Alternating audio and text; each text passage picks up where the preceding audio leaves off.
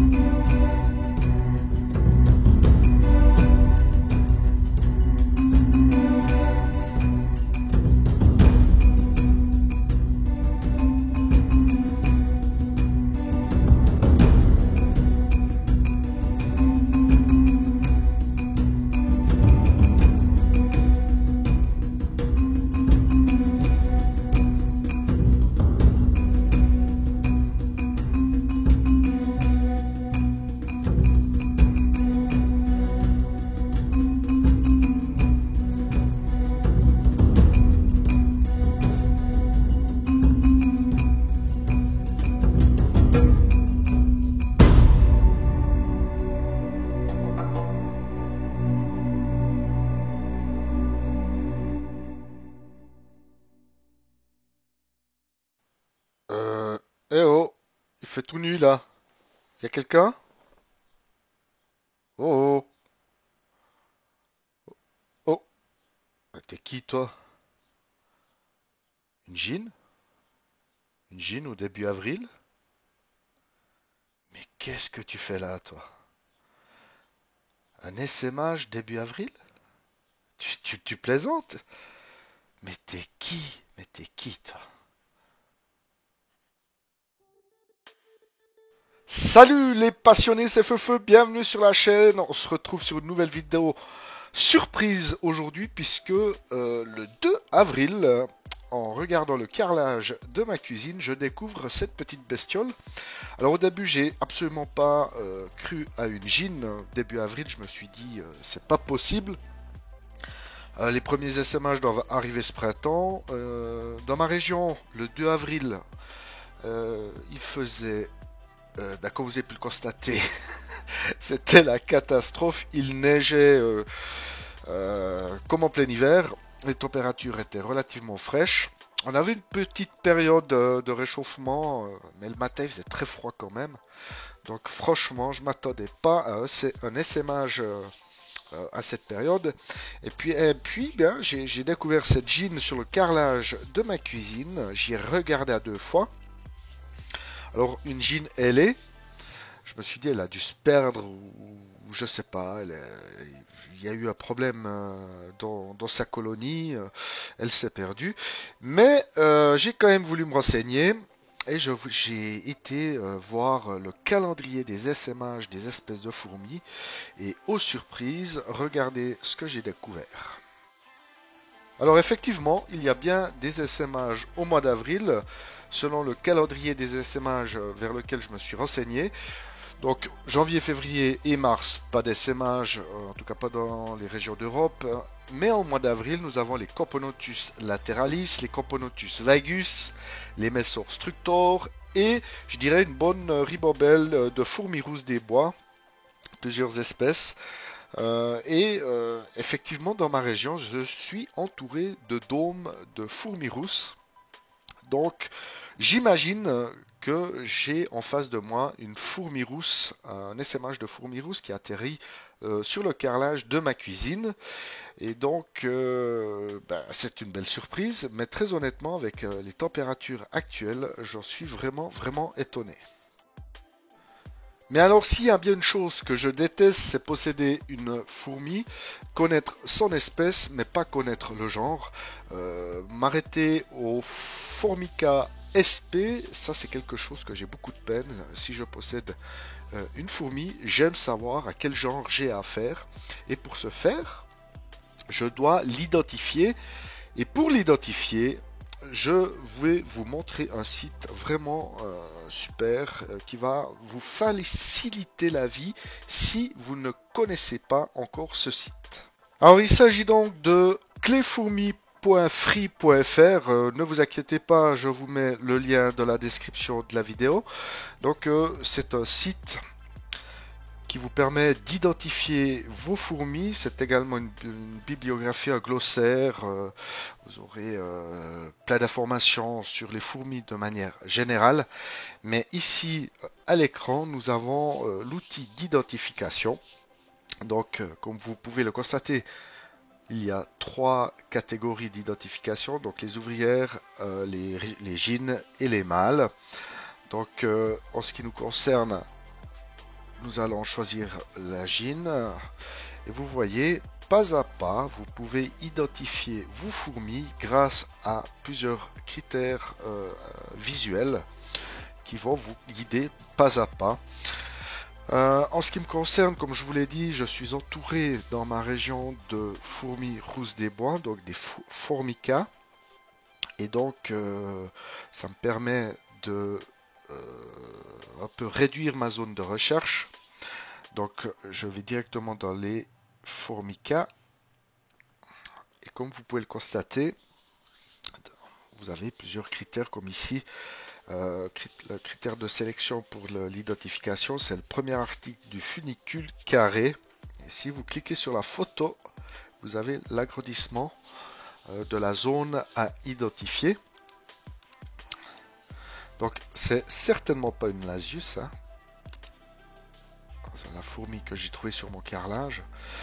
Et donc on continue chez Formica.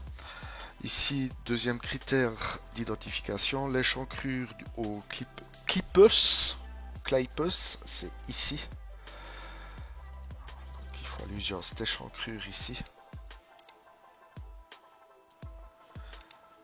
Donc moi j'avais vu que je n'avais pas d'échancrure sur la gyne que j'avais trouvée. Ici ils nous disent bord postérieur échancré. Donc ici, le haut. Ma gyne n'a pas le postérieur échancré. Donc on continue. Le front luisant ou le front mat. Vous regarderez un peu sur les images, même si la vidéo ne retranscrit pas forcément les couleurs justes. Ma gyne a le front luisant. Donc on va sur Formica sensus strictus. Tête très poilue. Alors ma gyne est plutôt glabre. Ressemblerait plutôt à ceci. Avec un corps moins poilu, mais c'est exactement ça. Une pilosité sur tout le corps. C'est pas du tout à quoi ressemble ma gyne. Donc je continue sur autre. Pas de poils au bord occipital. Alors très honnêtement, j'ai pas eu une image assez claire pour pouvoir identifier si ma gyne avait du poil comme ici sur le bord occipital. Il faudrait que je prenne le microscope USB. Mais d'après les photos et les agrandissements que j'ai fait, ça ne suffit pas d'être certain, mais elle n'a vraiment pas de poil sur le bord occipital. Donc, et puis le premier tergite glabre. Donc vraiment elle n'a pas de poil, la gyne que j'ai.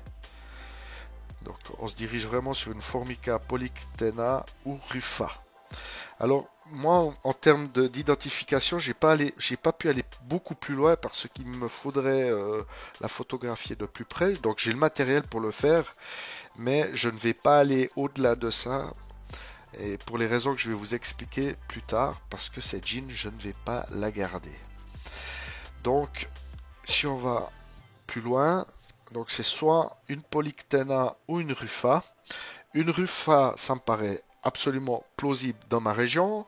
Ceci dit, le premier dôme est en tout cas à 1 km, 1 km et demi. Est-ce qu'une gine est capable de voler en essaimage 1 km, 1 km et demi? J'en ai aucune idée. Et quant aux Formica polyctena, ce sont des fourmis rousses qui ne font pas de dôme et qui se retrouvent plutôt dans les plaines, dans les pâturages, les plaines, les champs. Moi, ça me paraît correspondre à l'environnement des alentours de chez moi. Mais je suis sûr de rien, donc soit une Formica rufa ou une Formica polyctena. Donc je m'arrêterai à ça. Pour aller plus loin, il faudrait que je fasse des photos au microscope USB. Alors pourquoi je ne vais pas garder la gine? Mais je vais tout de suite vous dire pourquoi. Alors, que ce soit Formica rufa ou Formica polyctena, c'est une fondation dépendante. Ça veut dire que j'ai besoin, en tout cas, d'un couvain, d'un apport d'un couvain, ou en tout cas des fourmis esclaves, Serviformica, pour pouvoir fonder avec cette gine. J'ai ce qu'il faut, c'est-à-dire que j'ai une fondation de Formica fusca qui pourrait convenir comme apport d'esclaves pour la fondation de cette gine. Ceci dit, c'est une fondation qui m'a posé énormément de problèmes l'année passée. Je parle bien sûr des fusca. Cette gine avait mangé son couvain. Elle n'avait plus évolué durant toute l'année 2018 et à la sortie de la diapose cette année, elle s'est remise à pondre un petit couvain, un couvain qui est encore fragile, une situation qui me paraît vraiment risquée de prélever un couvain pour essayer de faire fonder cette gine Formica, rufa ou polyctena. Une gine qui, comme vous avez pu le constater, a gardé également ses ailes, donc je ne sais même pas si elle est fécondée. Donc il y a trop de risques, trop d'incertitudes, trop de difficultés en tout cas pour cette année, pour que je me lance dans cette aventure avec cette gine.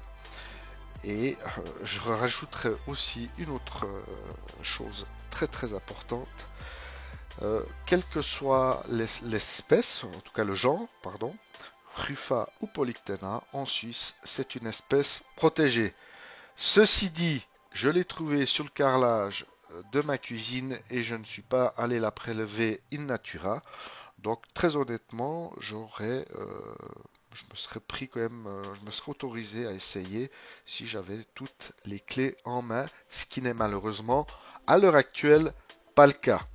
Voilà, je voulais vous montrer ce site d'identification de gine, tout en profitant du fait que j'avais trouvé cette gine Formica sur le carrelage de ma cuisine, et ceci à une période très tôt dans l'année où les températures supposaient pas véritablement tomber sur un essaimage.